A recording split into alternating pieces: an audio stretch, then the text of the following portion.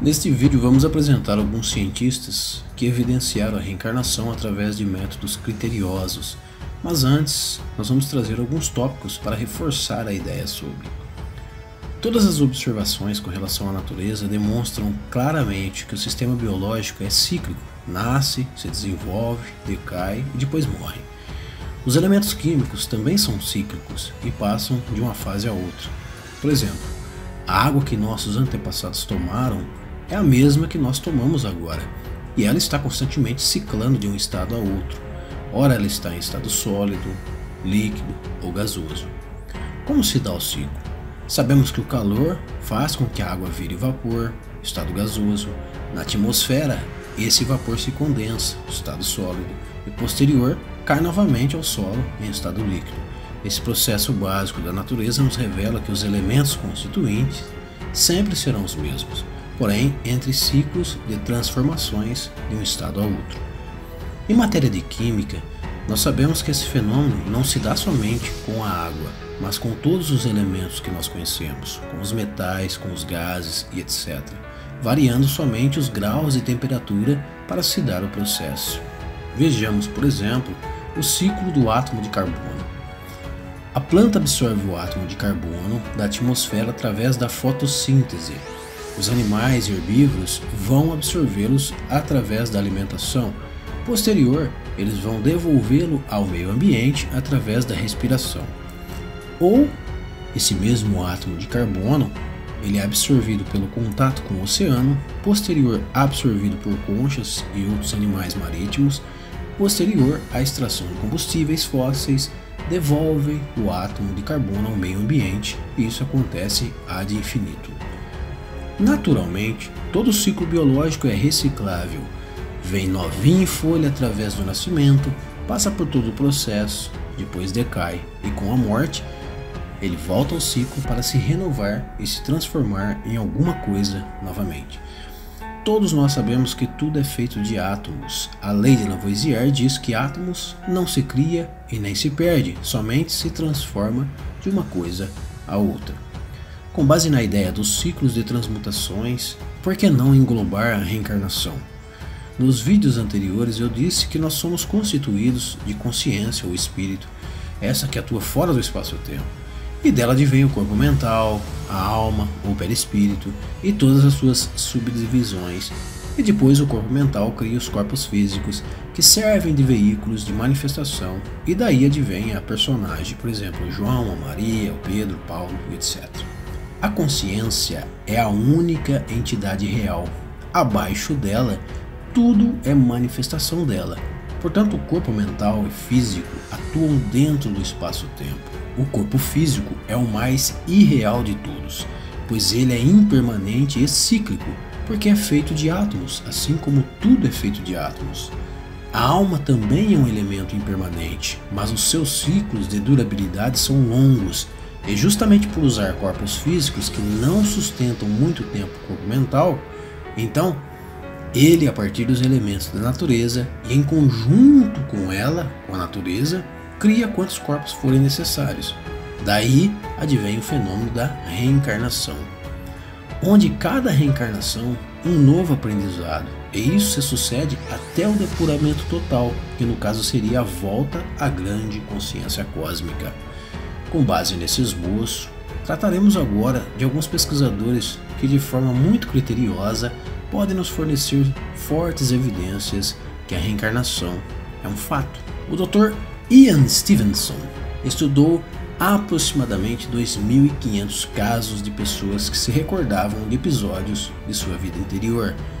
Entre esses casos, muitos foram crianças que espontaneamente diziam ter vivido em outros lugares, diziam como se deu a sua morte, davam endereços precisos de onde moravam na outra vida. Algumas crianças até mesmo estranhavam a própria mãe, dizendo não ser ela a verdadeira mãe. Stevenson procurava por marcas de nascença, malformações genéticas e confrontava com o histórico do falecido, buscando o histórico, e quando os relatos eram de que tinham sido assassinadas na vida anterior, ele confrontava com autópsias. Muitos desses estudados davam indicações precisas da vida anterior. Reconheciam parentes, vizinhos, maridos, mulheres, e após análise, segundo os relatos, todas as histórias se encaixavam perfeitamente, até mesmo as marcas de nascimento. Por exemplo, o indivíduo morreu com um tiro na cabeça, procurado na criança e encontrado uma cicatriz de nascimento justamente no mesmo local onde fora alvejado. Procurava investigar mais jovens e crianças devido ao fato destas ainda não se envolverem com as crenças culturais, reduzindo as possibilidades de fraudes. Dr. Stevenson foi um psiquiatra e diretor do Departamento de Estudos da Personalidade da Universidade da Virgínia. Ele seguiu estritamente protocolos científicos em suas investigações, e a maior parte dos documentos estão pela universidade. Ele é reconhecido como o maior caçador de vidas passadas e com certeza tem ajudado e muito com um novo modo de pensar sobre a nossa própria vida. Ele evidenciou que a reencarnação é um fato, haja vista as milhares de evidências que se concretizaram após passarem pelo rigoroso método científico estabelecido. Ele foi um cientista que convenceu até mesmo céticos diante das evidências.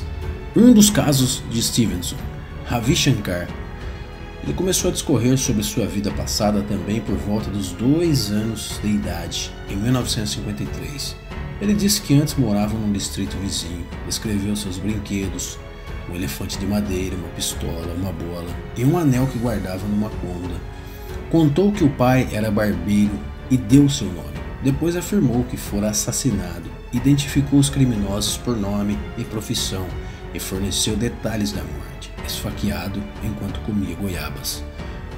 Quando o menino completou 4 anos, sua família foi visitada por um homem que ouvira falar do caso. Ele lhes disse que o seu filho de 6 anos fora assassinado 6 meses antes do nascimento de Ravi, nas circunstâncias descritas pelo garoto.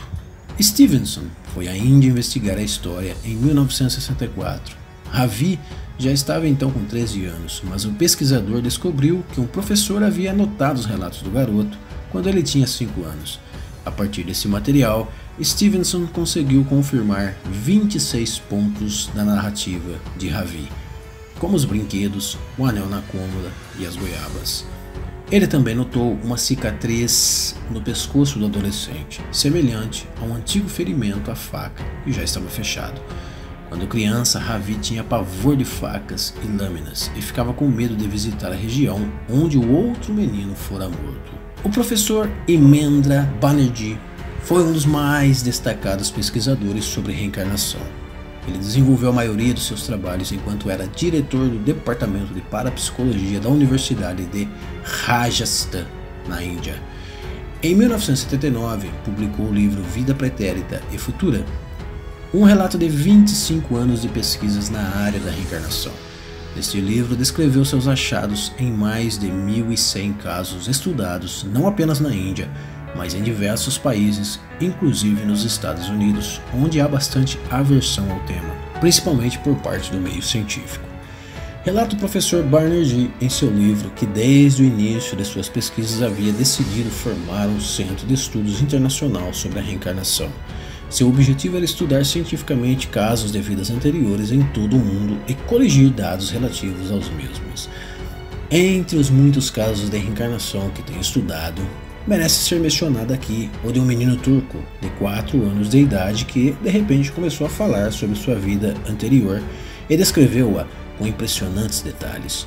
Quando levado ao local do seu nascimento anterior, não apenas localizou a casa em que morava, a pessoa com quem ele se associava, como reconheceu os parentes e amigos daquela pessoa. Estou cansado de morar aqui. Quero voltar para minha casa e meus filhos. Não se trata aqui do lamento de um velho distante do lar, mas de uma criança, Ismail Altınkılıç. Ismail nasceu em 1956. Seu pai trabalhava como comerciante de secos e molhados na cidade de Adana, Turquia.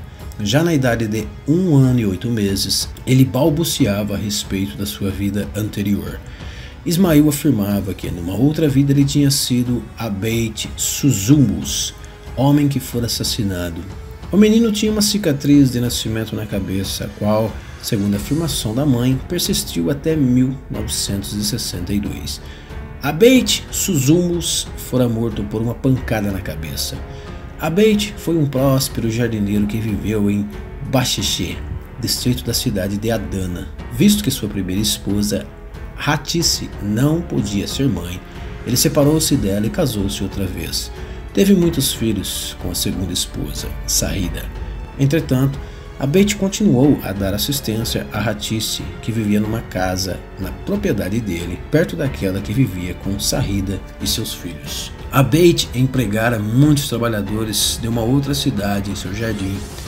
Certo dia, por razões ainda não esclarecidas, os trabalhadores levaram-no a um estábulo onde o assassinaram, espancando-o com uma barra de ferro. Ouvindo os gritos, Sarida e 2 de suas crianças se precipitaram para o local da cena. Os assassinos também as mataram e fugiram. Uma semana depois, os criminosos foram capturados, julgados e condenados. Ismail repetidamente pedia a seus pais que o deixassem visitar a casa de Abate. A princípio se recusaram na esperança de que isso fizesse com que o menino esquecesse seu pedido. Mais tarde, entretanto, a conselho de um amigo, Ethelwerk, os pais acederam às solicitações do menino. Ismail, que na época tinha apenas 3 anos de idade, indicou o caminho para a casa de Abate, que se situava a aproximadamente 1.200 metros do local onde ele residia. Ao chegar, reconheceu, para espanto de seus pais, todas as pessoas e objetos que foram familiares a Abate. Subsequentemente, uma das filhas de Abate visitou Ismail. Após conversarem durante horas, ela ficou firmemente convencida de que ele era seu pai renascido. Ismail pensava constantemente em sua antiga família. Isso tornou-se problema para os pais. Em certa ocasião, quando Mehmet Altınkılıç, pai de Ismail, comprou algumas melancias, o menino quis a maior delas para dar à sua filha Gülsarin. A recusa do pai levou Ismail a um profundo choro. Na verdade, Mehmet não era homem rico e naturalmente não podia dar-se ao luxo de presentear a família anterior de seu filho. Às vezes, Ismail comportava-se como um adulto e seus pais acreditavam ser ele dotado de uma inteligência superior à das outras crianças. Também diziam que ele, escondido, tomava haki, bebida turca de forte conteúdo alcoólico. Abate também era conhecido como grande apreciador de haki. Um vendedor de sorvetes de nome Mehmet passou pela casa de Ismail e, quando este ouviu, aproximou-se dele e perguntou-lhe se o reconhecia. O vendedor de sorvete respondeu-lhe que não. Então Ismail disse-lhe: "Você se esqueceu de mim? Sou Abate. Antigamente você vendia melancias e verduras." O homem concordou que ele estava certo. E depois de um longo papo com o menino, se convenceu de que estava diante de Abate renascido. Quando Ismail percebeu que seu pai ia pagar alguns sorvetes que comprara, interferiu dizendo: "Não pague os sorvetes, pai. Ele ainda me deve dinheiro pelas melancias que lhe entreguei." Mehmet então confirmou que ele ainda estava em débito com Abate. O Dr. Jim Tucker é diretor médico da Clínica de Psiquiatria Infantil e Familiar. É professor associado da Psiquiatria e Ciências Neurocomportamentais da Universidade de Virgínia. Seu principal interesse investigador são as crianças que parecem recordar vidas anteriores e as lembranças pré-natais do nascimento. Ele estudou o caso de Gus Ortega. Gus Ortega diz ao pai que ele se lembrava de brincar com ele em uma vida anterior. Só que o pai era seu filho. Gus nasceu 1 ano após a morte de seu avô. Deixou seu pai assustado quando, com quase 2 anos de idade, ele disse: "Sabe, pai, quando eu era do seu tamanho eu também trocava suas fraldas." O pai relatou isso à esposa.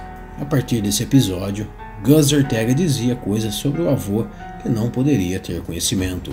Seu pai certa vez trouxe-lhe algumas fotos antigas e ficou abismado quando o garoto apontou o avô e disse: "Olha, pai, esse sou eu." O filho recordava coisas de seu avô que nem mesmo seu próprio pai se recordava amplamente, embora o pai tivesse realmente passado por esses momentos com o seu pai. Gus disse: "Quando cheguei ao céu me deram um cartão e todos que tinham esse cartão poderiam voltar se quisesse. Eu quis voltar." Gus Ortega ainda relatou aos pais que tinha uma irmã na vida passada que fora muito machucada. O pai, ao procurar saber, testificou que seu pai realmente teve uma irmã que fora assassinada e jogada na bacia do rio Guanabara. O interessante é que, além dos relatos enigmáticos do garoto, ele cresceu em uma família cristã que não acreditam na reencarnação, o que podemos testificar que não houve indução.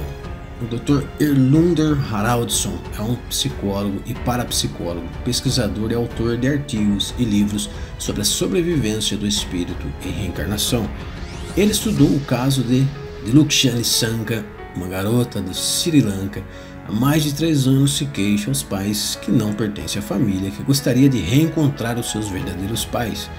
Constantemente, ela dizia aos pais que morava próxima de um templo de pedra e que frequentava um riacho no vilarejo, onde havia uma ponte que passava por cima do rio, que certa vez a empurraram de cima de uma das pedras que cercavam o riacho e ela morreu naquele riacho. Os seus relatos causavam irritação aos seus pais. Haraldsson soube do caso e resolveu investigar. Junto com a família, encontraram a cidade que ficava a 6 horas do local. Na cidade anunciaram no jornal local a história de Diluksha e tempos depois, ela recebeu uma carta de um pai que disse ter sua filha afogada no riacho. Toda a família foram se encontrar com a família anterior de Diluksha. No caminho, Diluksha reconheceu muitos pontos peculiares. Dos 20 pontos que ela disse a Haraldsson, 12 eram idênticos. Diluksha guiou o motorista até a casa dos antigos pais, reconheceu a casa e os pais, levou Haraldsson até o riacho onde ela perdera a vida ainda criança. Embora nós ainda sermos direcionados por uma vertente científica cética ao assunto, todas as evidências da vida após a morte são constatadas quando passamos a observar os fenômenos silenciosos, rigorosos, preciosos e invisíveis da natureza. E a gente para por aqui neste vídeo, trazendo aí, dando uma leve pincelada de que os casos de reencarnação eles são verossímeis. Haja vista inúmeros pesquisadores sérios que trabalharam por décadas a investigar esses fenômenos, e ainda assim, se você for fazer pesquisa na internet, vocês observarão que são muitos os pesquisadores na área que podem trazer aí fortes evidências de que a reencarnação é um fato. Bom, eu paro por aqui.